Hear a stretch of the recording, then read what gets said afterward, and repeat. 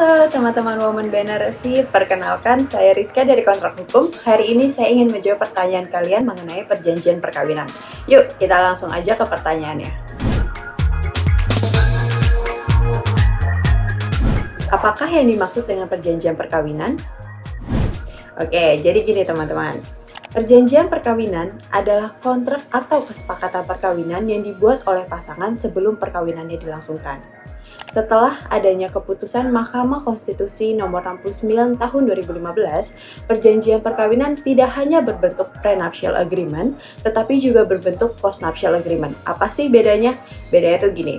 Kalau prenuptial agreement itu kan dibuatnya sebelum perkawinan tersebut dilangsungkan. Sedangkan kalau postnuptial agreement, perjanjian perkawinannya dibuat masih dalam ikatan perkawinan. Karena berbentuknya perjanjian, maka perjanjian perkawinan ini tunduk terhadap hukum perdata.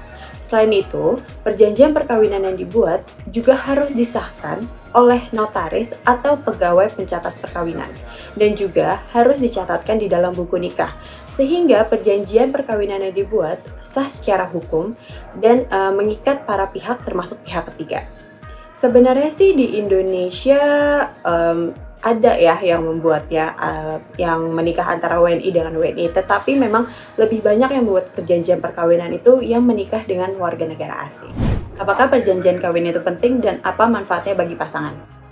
Saya akan jawab perjanjian perkawinan itu penting banget. Kenapa? Dengan kalian membuat perjanjian perkawinan, berarti kalian itu sudah siap untuk menghadapi worst case scenario yang mungkin akan terjadi di dalam perkawinan. Contohnya apa sih?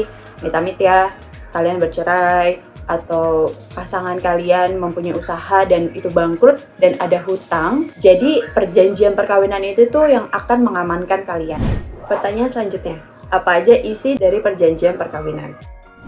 Sebenarnya isi dari perjanjian perkawinan itu boleh apa aja sepanjang para pihak sepakat dan tidak bertentangan dengan hukum, undang-undang, agama, serta kepatutan atau kesusilaan. Biasanya ada 5 poin penting yang pasti ada di dalam perjanjian perkawinan. Yang pertama, harta bawaan atau harta pribadi milik suami atau istri yang sudah diperoleh sebelum perkawinan atau selama perkawinan. Yang kedua, utang-utang yang dimiliki oleh suami istri yang dibawa sebelum perkawinan atau selama perkawinan. Yang ketiga, hak asuh anak termasuk hak anak atas harta. Yang keempat, hak dan kewajiban suami istri. Yang kelima, larangan yang tidak boleh dilakukan oleh suami dan istri. Gitu. Apa yang terjadi jika salah satu pihak ada yang melanggar pasal di dalam perjanjian perkawinan? Karena perjanjian perkawinan ini tunduk terhadap hukum perdata, maka apabila salah satu pihak ada yang melanggar pasal di dalam perjanjian perkawinan, maka pihak tersebut dapat digugat atas wan prestasi dan harus membayar ganti rugi. Jika menikah tanpa perjanjian perkawinan, apakah pemerintah punya aturan tersendiri dalam pembagian harta? Ya, pemerintah punya aturan sendiri dalam pembagian harta yang diatur di dalam Undang-Undang Nomor 1 Tahun 1974 tentang perkawinan. Harta benda yang diperoleh selama dalam perkawinan itu menjadi harta bersama. Bila perkawinan putus karena perceraian, maka pembagian hartanya itu sesuai dengan hukumnya masing-masing. Apa sih maksudnya hukumnya masing-masing?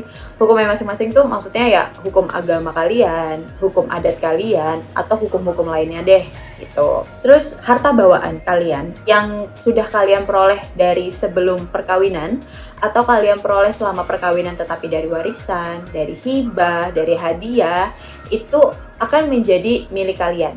Jadi ketika kalian bercerai, harta-harta tersebut tidak akan dibagi kepada suami kalian. Tetapi itu bisa juga sih sebenarnya dibagi, asalkan ada kesepakatan lah antara para pihak gitu.